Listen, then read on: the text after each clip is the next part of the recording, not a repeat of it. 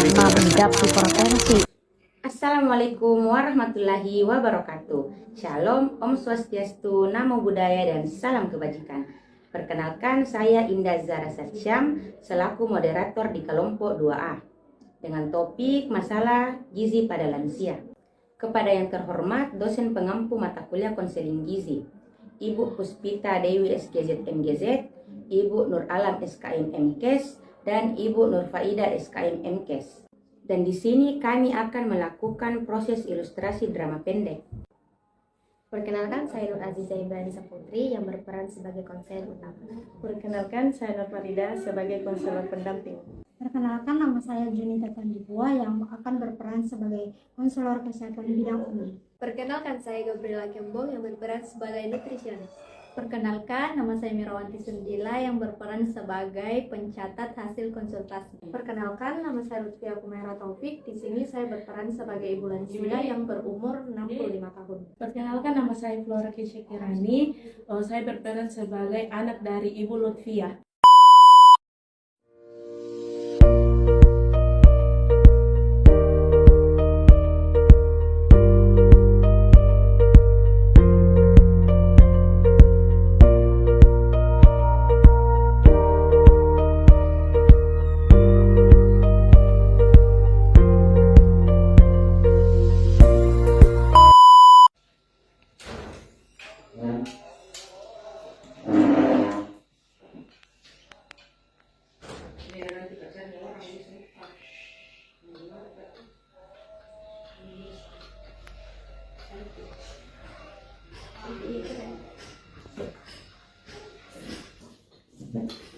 Apa enak di masa hari ini?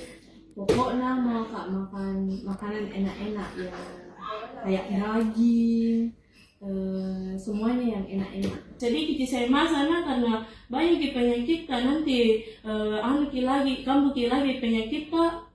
Jadi pokoknya mau kupanggil semua teman-teman ke sini makan. Oh iya paling mak.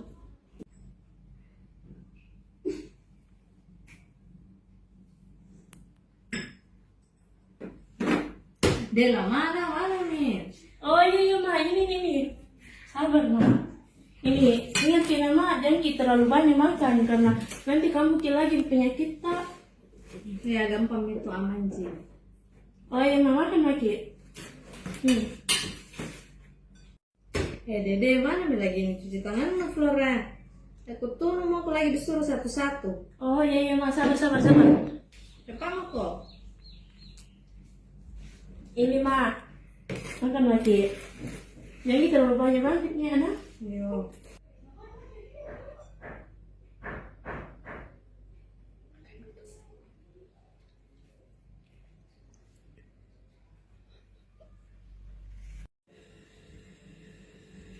Ini deh mak, habis. Astaga, kenapa kita terlalu banyak dimakan? Kita bisa bilang, kan kita terlalu banyak makan nanti tinggi lagi kolesterol tak. Sana mau kena, sifat dulu saya kena. Ada deh, ma, kenapa kayak begini kak? Salah aku juga, pemain HP kak. Kakak main HP terus kok, nggak perhatikan. Iya, minta maaf karena ma. Aduh, bagaimana ini? Ma, astaga, kenapa nih ma? Ayo deh. Kak sudah dibilang jangan kayak begitu, terlalu banyak di ma.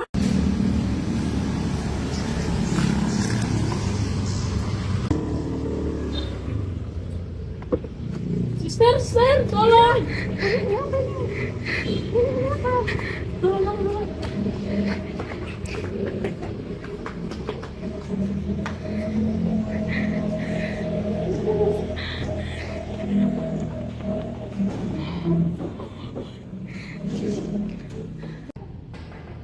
Assalamualaikum. Bang, ini ada pasien baru-baru. Dia tidak enak merasa. Lebih baik suruh masukin dalam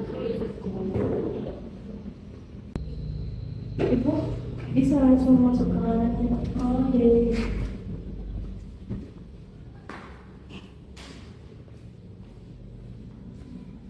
Silakan ya Bu. Sama siapa? Saya atas nama Ibu Lutfia, kita dari Kementerian. Boleh tahu usianya kamu? proses saya untuk mengembangkan berat badan. Sebelumnya kan saya kemarin di session terakhir itu 48 kilo. Baik, kita cek dulu ya. Kita akan masukkan komponen tersebut dan izin ibu boleh dilepas dulu sekinya.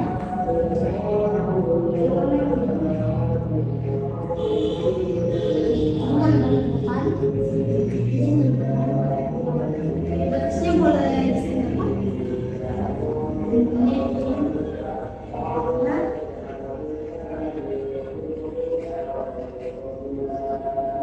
Bu jangan bergerak ya, boleh kalau bergerak kembali.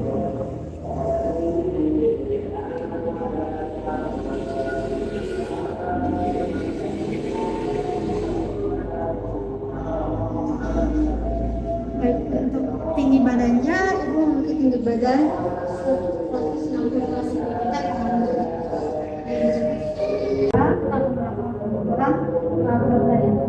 Boleh di atas 100.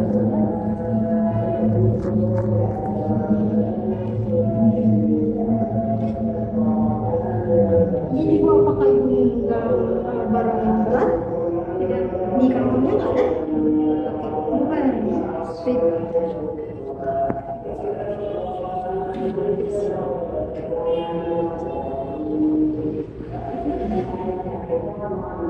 Ibu melihat ke depannya.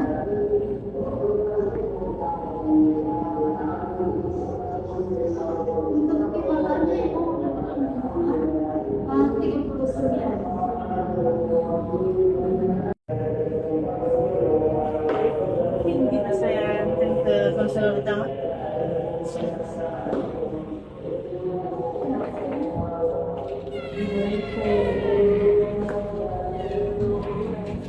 Ini data-data pasiennya Guma untuk konselor utama. Coba nanti saya lihat dulu kalau misalnya ada pasien sebelumnya saya lihat dulu nanti kalau misalkan dia baik kalau kita dari pasien selanjutnya biar kita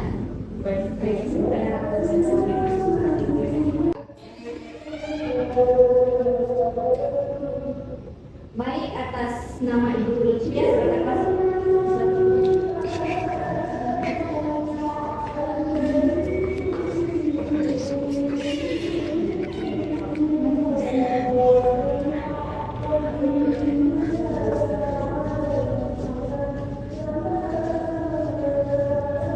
Ini pasien yang saya tadi berikan data-datanya. Selamat pagi Ibu, bagaimana kabarnya hari ini? Sebelumnya saya perkenalkan diri ya Bu. Perkenalkan nama saya Melati Zaidra Putri sebagai konselor gizi pada hari ini. Terima kasih Ibu sudah datang. Saya ingin membantu Ibu agar tekanan darah dan kolesterolnya bisa lebih terkontrol. Boleh sebutkan nama Ibu siapa? Saya Ibu Bukriya, Mau Ibu Bukriya ya Ibu. Umurnya? saya 65 tahun. 65 tahun, baik. Kalau boleh tahu TB dan BB-nya berapa? Tidak sudah ada. Oke, TB-nya 156,5 ya. Sedangkan berat badannya itu 39. Itu terus Iya, Untuk boleh saya tahu dulu biasanya Ibu makan apa sehari-hari? biasanya untuk kalau pagi saya itu minum teh dan makan roti. Kalau biasanya kalau saya malas saya makan bubur atau mie instan. Itu makan siangnya dok. Terus kalau malam itu biasanya saya makan tahu sama nasi. Jadi tadi Ibu kesini kalau tekanan darahnya tinggi dan kolesterol itu pasti Ibu makan yang bukan makanan Ibu yang Ibu sebut, betul kan? Pasti Ibu makan yang seperti tadi Ibu makannya apa bisa Ibu kesini sampai terjadi seperti ini? Saya makan ikan goreng dok. Ikan goreng berisikan seperti Selalu kelebihan Bu. Saya mengerti, jadi bisa jadi makanan itu berlemak dan gorengan itu yang kita goreng ikan itu terlalu banyak minyaknya yang menyebabkan kolesterol dan tekanan darahnya tinggi, darahnya tinggi gitu. Jadi apakah ibu juga sering menambah garam atau kecap pada makanan ibu? Itu sering. Nah itu adalah salah satu faktornya ibu yang bisa meningkatkan tekanan darah ibu. Seperti tadi yang ibu bilang garam itu bisa membuat tubuhnya ibu menahan lebih banyak cairan sehingga tekanan darah ibu naik tadi. Makanya langsung anak ibu dengan anaknya pasti cemas langsung tiba-tiba membawa ke sini sampai begini dan begitu. Tapi ibu tidak perlu berhenti total, ibu cukup batasi, misalnya hindari penambahan garam, tambahan di meja makan, kurangi juga makanan olahan seperti kerupuk, mie instan, dan saus kemasan. Anaknya dengar ya, biar kasih tahu ibunya bagaimana ke depannya. Ya. Untuk kolesterolnya itu sebaiknya kurangi lemak jenuhnya, seperti daging yang berlemak, santannya harus kental, dan gorengannya ganti dengan lemak sehat seperti ikan, tapi jangan terlalu yang kayak bagaimana, alpukat atau kacang, perbanyak juga sayur atau biji-bijian. Harusnya tadi ibu makan itu harus ada sayurnya juga, itu sebenarnya.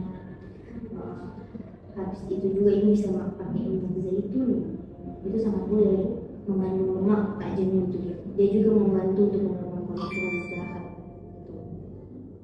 Tapi wajar aja sih bu, yang penting mulai dari perubahan kecil ini, misalnya dari 2 kali gorengan menjadi 1 kali saja, dari santan kental, jadi bikinkan santannya encer-encer ya dek, yang seperti itu. Konsistennya juga lebih penting daripada langsung drastis. Bagaimana ibu setuju nggak apa yang saya bilang tadi? Bagaimana dek? Iya sih. Iya sih. Betul ya bu. Selain pola makan juga, jangan lupa juga ibu olahraga ringan seperti jalan kaki seperti 30 menit lah sehari-hari kalau berbalik itu jalanan di depan teman-teman. Dan stres ya bu, ingatkan deh anak ibunya biar tidak terlalu banyak stres pikiran-pikiran. Karena itu juga bisa memicu tekanan darahnya. Dok, terima kasih atas saran-saran yang dokter berikan. Saya sudah tahu untuk mengatur pola makan ibu saya. Ibunya lihat baik-baik. Baik ibu, saya catatnya untuk paginya itu adiknya ingat adik paginya itu ibunya makan jam 7 itu nasi beras merah ya. Beras merah ditambah ikan pindad yang baru kalian kukus. Habis itu tumis bayam tanpa garam, ingat tanpa garamnya berlebihan. Baru ibunya minum air. Habis itu snack paginya itu ibu sekitar jam 10-an lah. Jam 10-an itu ibu makan pepaya, enggak apel. Habis itu makan siangnya jam 12, nasi putih. Bisa juga nasi merah, kalau nasi merah yang masih ada kan. Nasi putih atau nasi merah, tambahkan ayam panggang, tapi tambah kulit. Ingat tambah kulit. Sayur bening bayam, tidak lalu siang. Ingat minum tetap air putih. Habis itu nanti di jam-jam 3 ingatkan lagi adiknya rebuskan kacang atau yogurt kan rendah dan ya. Habis itu untuk malamnya ibunya makan nanti jam 18.30, lebih dari itu jangan ya. Jadi ingatkan ibunya tuh makan di jam 18.30. Itu ibunya makan sayur sup sayur dengan tahu tempe itu dikukus, tambah dengan buah pisang, bebas dengan buah. Oke, tapi ingat ibu, hindari tadi seperti gorengan, santan kental, daging berlemak, makanan kalengan, dan kurangi garam maksimal 1 cm per hari. Gunakan bumbu alami, jangan gunakan yang sini seperti bawang, daun salam, dan lain sebagainya. Baik, terima kasih. Terima kasih banyak kembali.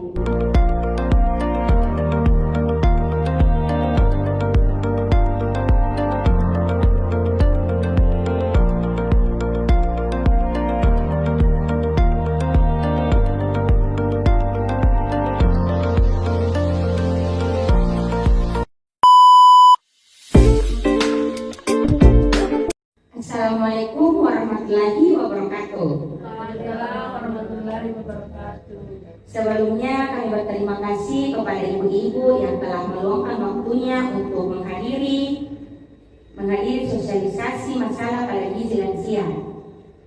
Adapun pepatah yang mengatakan adalah maka tak sayang.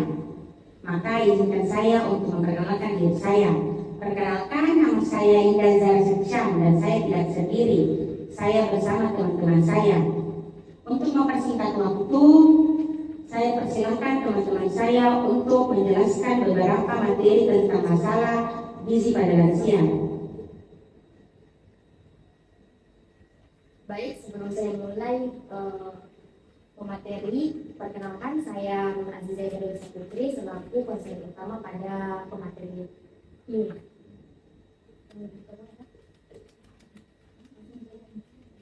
Sebelum saya memulai untuk materi ini, saya akan membagikan ke ibu brosur dulu. Jangan bergerak ke sini.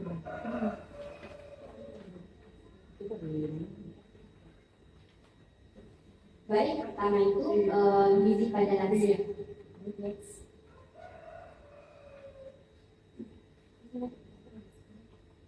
Yang pertama itu gizi zat kimia yang terdapat dalam makanan yang diperlukan manusia untuk memelihara, menjaga dan meningkatkan kesehatan. Bahan-bahan kimianya itu ibu bisa melihat di sini. Yang bahan-bahan kimia itu yang diperlukan oleh tubuh untuk hidup. Ada tubuh bergerak dan menjaga kesehatannya. Dan sumber bahan-bahan kimia yaitu yang berasal dari makanan sendiri. Next. Masalah gizi di Indonesia itu ibu-ibu sebelumnya itu ada 5. Mungkin ibu-ibu tahunya itu yang namanya masalah itu yang masalah seperti biasa saja, yang seperti dia darah tinggi yang biasa itu apa dan lain sebagainya. Tapi yang kita ketahui di Indonesia itu ada 5. Yang pertama itu ada yang namanya KEP, di mana KEP itu adalah kurang energi protein, obesitas, anemia, dan defisiensi vitamin A dan gangguan akibat kekurangan yodium. Nah, di sini itu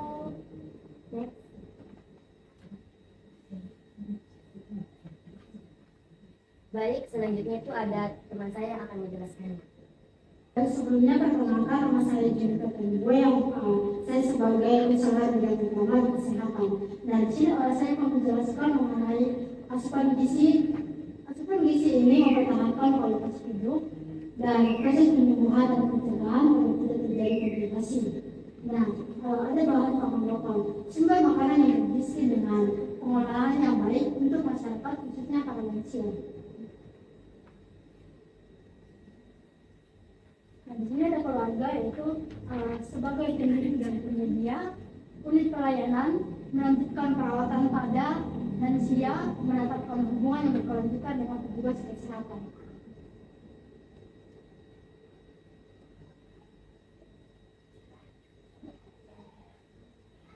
Nah, di sini ada terdapat masalah pada lansia. Tahap akhir dalam kehidupan manusia ditandai dengan penurunan kemampuan kerja tubuh akibat perubahan atau penurunan fungsi organ-organ tubuh. Nah, di sini menurut WHO usia pertengahan 45 sampai 59 tahun, lanjut usia itu mulai dari 60 sampai 74 tahun, lanjut tua yaitu dari usia 75 sampai 90 tahun. Yang keempat usia sangat tua yaitu 90 tahun.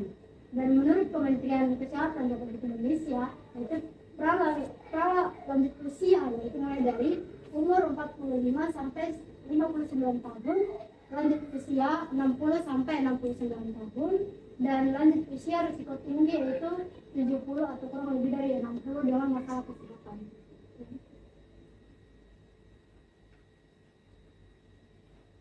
Baik, sebelum melanjutkan, izinkan saya menyampaikan nama saya Gabriela Kembang sebagai nutrisionis. Nah, di sini ada faktor-faktor yang mempengaruhi kebutuhan gizi pada lansia. Yang pertama itu berkurangnya kemampuan mencerna makanan. Kemudian ada berkurangnya indera pengecapan yang mengakibatkan kita sebagai orang tua menjadi kurang dalam merasa makanan. Kemudian esofagus atau kerongkongan mengalami pelebaran. Kemudian rasa lapar menurun, asam lambung menurun. Kemudian gerakan khusus atau gerak peristaltik lemah dan biasanya menimbulkan konstipasi. Kemudian penyerapan makanan di usus juga menurun. Kemudian di sini ada masalah gizi pada lansia. Yang pertama itu ada gizi lebih, kemudian gizi kurang dan kekurangan vitamin. Kemudian sini ada kebutuhan fisik pada lansia. Nah, penentuan status gizi lansia dilakukan dengan pengukuran berat badan dan tinggi lutut. Nah, ibu bisa perhatikan lagi. Tadi sama teman-teman saya sudah membagikan brosur, boleh dilihat. Saya membahas pada gizi seimbang pada lansia. Gizi seimbang pada lansia itu merupakan makanan aneka ragam, makanan aneka ragam kaya gizi. Ini terutama pada bahan makanan segar, makan yang mengandung serat seperti sayuran dan buah-buahan, dan ini juga seperti susu, ikan, daging merah tanpa lemak. Dan gizi seimbang pada lansia itu batasi makanan yang beresiko tinggi seperti jeroan, seafood, kacang-kacangan, kangkung, dan juga batasi konsumsi lemak dan minyak. Baik ibu-ibu bisa diperhatikan di brosurnya ada makanan seimbang bagi lansia. Asupan gizi yang baik itu ada asupan lemak dan garam sebaiknya dikurangi. Kemudian protein sebaiknya dikurangi dan tidak ditambah. Kemudian konsumsi kalsium dan minum susu. Kemudian menghindari makanan yang berminyak seperti gorengan. Pasti ibu banyak yang sering makan gorengan. Apalagi kalau musim hujan betul tidak. Iya, gorengan, minum kopi. Gorengan bisa bantu na boleh di parida. Ya, sebaiknya dikurangi ya ibu. Kemudian menghindari makanan sereal, tepung, dan coklat. Kemudian memperbanyak konsumsi serat seperti sayuran hijau seperti bayam, kangkung, sawi, dan lain-lain. Kemudian kurangi asupan karbohidrat khususnya yang gulanya tinggi. Kemudian berbanyak konsumsi protein seperti daging, susu, telur, ikan, dan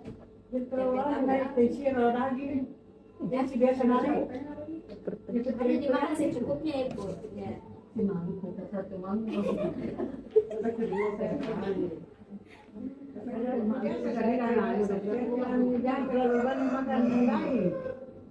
dari sini adakah ibu yang ingin bertanya? Atau ada ibu yang belum paham bertanya?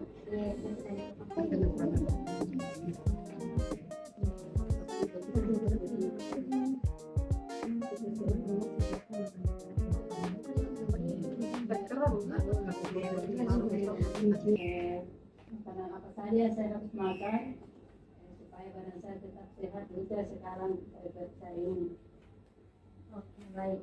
Jadi kuncinya ibu makan cepat dan bervariasi. Nah, semua boleh dimakan asal jumlahnya sesuai dengan kebutuhan tubuhnya ibu. Konsultasikan pola makan dengan melalui gizi agar tetap sehat dan nikmat. Makanan apa saja yang mempunyai protein Seperti ikan, tempe, tahu bisa dimakan tuh ibu? Ya, tempe, ikan, tahu, sayur, buah. Tapi kalau buah pasti jarang nggak? Tapi pasti buah semusik pasti. Iya. Itu contoh. apa sayurnya?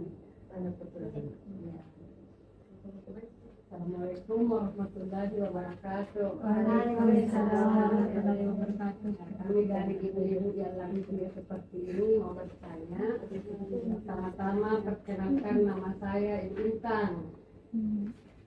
Yang pertama saya di sini bagaimana agar saya bisa tetap menikmati makanan tanpa takut menambah penyakit. Sebaiknya itu ibu makan makanan yang bergizi seimbang seperti nasi atau sumber karbohidrat lainnya seperti ubi atau kentang, lauk protein seperti yang tadi sejauh tentang dengan ibu yang sebelumnya seperti ikan, ayam, tahu, tempe, serta sayur dan buah setiap hari. Tapi di makanan ini ibu juga usahakan makan dalam porsi kecil tapi sering gitu.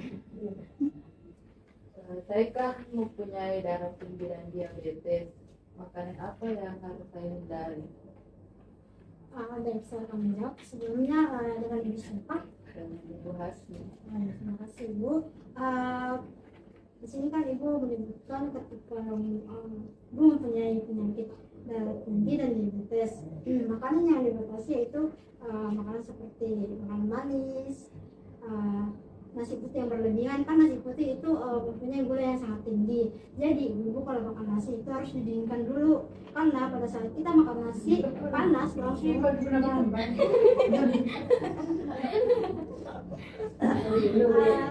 ya begitu ibu. Memang pada di sini kita berbicara, memang kalau nasi putih pada saat panas itu tinggi sekali gulanya. Iya, jadi saya sarankan sebaiknya ketika makan nasi putih itu harus didinginkan dulu agar gulanya bisa berkurang. Dan juga pilih makanan yang rebusan. Itu seperti ubi kan bisa direbuskan ibu, ya itu lebih baik dikonsumsi. Bisa juga ibu-ibu yang darah tinggi atau darah tinggi itu bisa nasi putihnya bisa diganti dengan beras merah. Beras merah kan gulanya rendah. Bisa ibu perhatikan pada lansia atau mungkin ada kerabat yang mengkonsumsi beras merah. Nah itu sangat baik untuk yang seperti darah tinggi. Terima kasih ibu. Menghambat penyerapan zat besi. Jadi sangat tidak disarankan ketika makan apapun minumnya es teh. 2 hari satu hari kalau teh, karena ibu-ibu kan biasanya itu bilang pagi-pagi minum hangat-hangat tuh, tapi itu ibu kita tidak tahu di dalam teh itu kita bisa mengakibatkan anemia seperti jadi yang terkandung dalam beras merah yaitu yang pertama karbohidrat. Karbohidrat itu sumber tenaga supaya tubuh kita tidak cepat lemas. Yang kedua protein. Protein ini membantu menjaga otot dan memperbaiki sel tubuh. Yang ketiga serat. Beras merah ditinggalkan serat. Ini melancarkan pembuangan air besar dan membantu menurunkan kolesterol. Dan yang terakhir yaitu vitamin beras merah ini mengandung vitamin B kompleks seperti B1, B3, B6.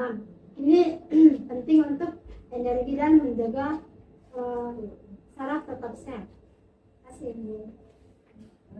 Baik, untuk ibu-ibu yang ingin datang untuk konsultasi bisa datang ke puskesmas untuk melakukan konsultasi gizi. Saya kembalikan kepada moderator saya. Itulah tadi penyampaian beberapa materi tentang masalah gizi pada lansia. Setelah sosialisasi ini Bu, kami harap untuk ibu-ibu untuk memperhatikan gizinya, lebih memperhatikan gizinya. Itulah tadi penyampaian materi dari teman-teman saya. Kami sangat berharap setelah penyampaian materi di atas, ibu-ibu dan bapak-bapak memperhatikan asupan makanan. Sekian dari kami. Assalamualaikum warahmatullahi wabarakatuh.